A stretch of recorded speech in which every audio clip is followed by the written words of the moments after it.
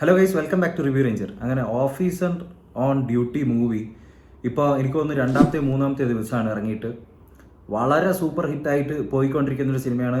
Word of mouth ഭയങ്കര positive reports വന്നുകൊണ്ടിരിക്കുന്നു.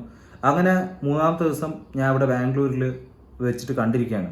ഈ സിനിമയിലോട്ടേക്ക് എന്നെ അടുപ്പിച്ച കുറേ ഫാക്ടേഴ്സ് ഉണ്ട്. ഒന്നാമത് ഇതിൻ്റെ റൈറ്റർ ഷായി കബീർ എന്ന് പറയുന്ന മനുഷ്യൻ ഇതിന് മുന്നേ എഴുതിയിരിക്കുന്ന ഇരട്ട, ഇലവീഴ, പൂഞ്ചിറ, പിന്നെ എനിക്ക് തോന്നുന്നു ജോസഫ് എഴുതിയിട്ടുണ്ട്. ഈ മൂന്ന് സിനിമയും എനിക്ക് ആബ്സല്യൂട്ട്ലി ലവ് ചെയ്ത സിനിമയാണ്, എസ്പെഷ്യലി ഇരട്ട. അതിനുശേഷമായിരിക്കും ജോസഫും മറ്റേ സിനിമയൊക്കെ എനിക്ക് ഇഷ്ടപ്പെട്ടത്. റൈറ്റിങ്ങിന് ആ ഒരു വെയിറ്റേജ് ഉണ്ട്. ഭയങ്കര ക്ലാസി ആയിട്ടുള്ള മൂവീസ് ആയിട്ടാണ് എനിക്ക് മൂന്ന് സിനിമയും തോന്നിയിട്ടുള്ളത്. എസ്പെഷ്യലി ഇരട്ടേൻ്റെ സംഭവത്തിൽ അത് വന്നായിരുന്നു. എനിക്ക് ഏറ്റവും ഇഷ്ടപ്പെട്ട സിനിമ പുള്ളിയുടെ അതാണ്. അപ്പോൾ അത്രയും നല്ലൊരു റൈറ്ററിൻ്റെ കയ്യിൽ നിന്ന് വരുന്ന ഒരു സിനിമ ഒബിയസ്ലി നല്ല രീതിയിൽ തന്നെ ഉള്ള ഒരു സിനിമയായിരിക്കും എന്നാണ് ഞാൻ എക്സ്പെക്ട് ചെയ്തത്. അതുപോലെ തന്നെ മാർട്ടിൻ പ്രക്കാട്ട്, ഈ സിനിമ പ്രസൻറ്റ് ചെയ്തിരിക്കുന്ന ഒരു ഹോൾ ടീമുണ്ട്, ഒരു 3-4 ആൾക്കാരുടെ. അവരെല്ലാം നല്ല കഴിവ് തെളിയിച്ചിട്ടുള്ള ആൾക്കാരാണ്.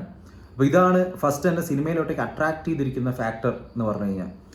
ഈ ഒരു ഹോൾ സിനിമ വെച്ചിട്ട് നോക്കുമ്പോൾ ഈ സിനിമ നല്ല രീതിയിൽ പുട്ട് ഡൗൺ ചെയ്തിരിക്കുന്ന ഒരു സിനിമയാണ്. ഈ സിനിമയിലുള്ള ആക്ടേഴ്സ് എല്ലാവരും നല്ലോണം പെർഫോം ചെയ്തിട്ടുണ്ട്. അവർക്ക് കൊടുത്തിരിക്കുന്ന കഥാപാത്രങ്ങൾ സംവിധായകൻ പറഞ്ഞിരിക്കുന്ന രീതിയിൽ അവർ മികച്ച രീതിയിൽ തന്നെയാണ് പെർഫോം ചെയ്തിരിക്കുന്നത്.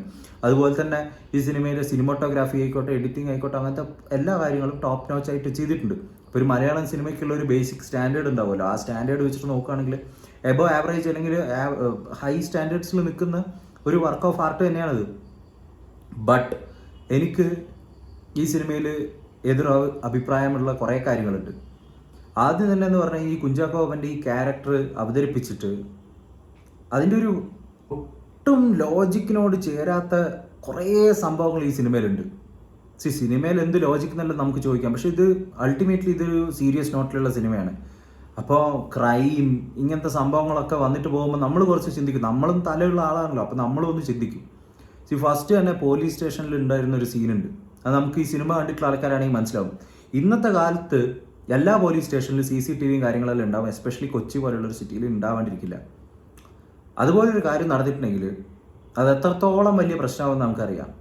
ഒരു പോലീസുകാരനും ഇത് നേർ വെളിച്ചത്തിൽ വന്നിട്ട് ഇത്രയും ആൾക്കാരുടെ മുമ്പിൽ പട്ടാപ്പകൽ ചെയ്യാൻ പോകുന്ന ഒരു പരിപാടിയായിട്ട് എനിക്ക് തോന്നുന്നില്ല. അങ്ങനെയുള്ളൊരു ക്യാരക്ടറാണോ ഈ പോലീസുകാരൻ? എനിക്കത് ജസ്റ്റിഫൈ ചെയ്യുന്ന ഓരോരുത്തൊരു കാര്യവും ഈ പുള്ളിയുടെ ഇതിൽ എന്തൊക്കെ നടന്നു എന്ന് പറഞ്ഞാലും ഒരിക്കലും അത് ജസ്റ്റിഫൈ ചെയ്യാൻ പറ്റില്ല.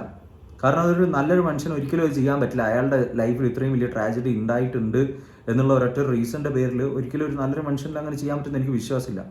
അതുപോലെ തന്നെ ഓരോ സ്ഥലത്തും പോയിട്ട് ക്രൈം സോൾവ് ചെയ്യുന്നതെല്ലാം I walk with my plate, let the pebbles fall on my plate എന്ന് പറഞ്ഞ പോലെയാണ്. Everything is falling on so easily. നമ്മളിപ്പോൾ ഒരു ഡേവിഡ് ഫിഞ്ചറിൻ്റെ സിനിമേൻ്റെ സ്റ്റാൻഡേർഡ് ആയിരിക്കണം എന്നല്ല ഞാൻ പറയുന്നത്.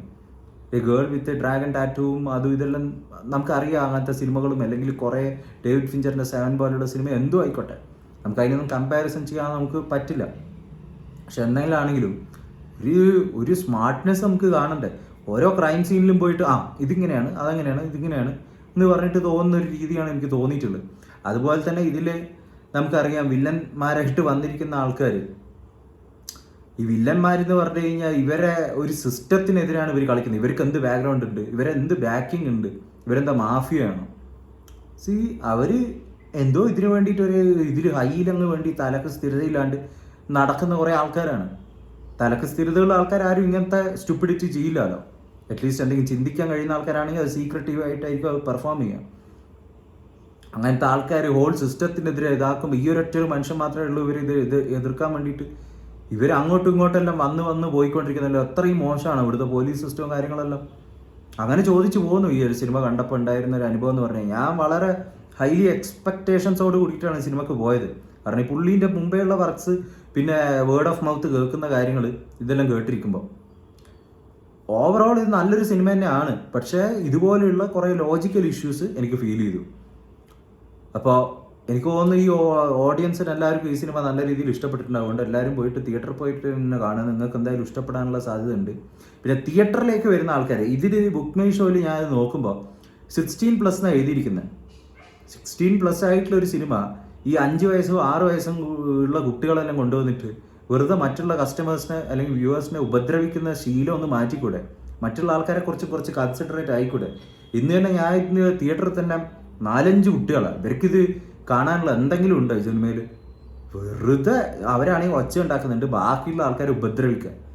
ഇതുപോലുള്ള മെൻറ്റാലിറ്റിയുള്ള ആൾക്കാരെല്ലാം ഇത് കാണുന്നുണ്ടെങ്കിൽ ഒന്ന് ആലോചിച്ചാൽ നല്ലതായിരിക്കും കേട്ടോ. അപ്പോൾ ഇതാണ് എനിക്ക് ഈ സിനിമയെ കൊണ്ട് തോന്നിയിട്ടുള്ള ഒരു സംഭവം. Top notch performances, script writer is really good. കാരണം പുള്ളി ഓൾറെഡി പ്രൂവ് ചെയ്തിട്ടുള്ള ഒരാളാണ്.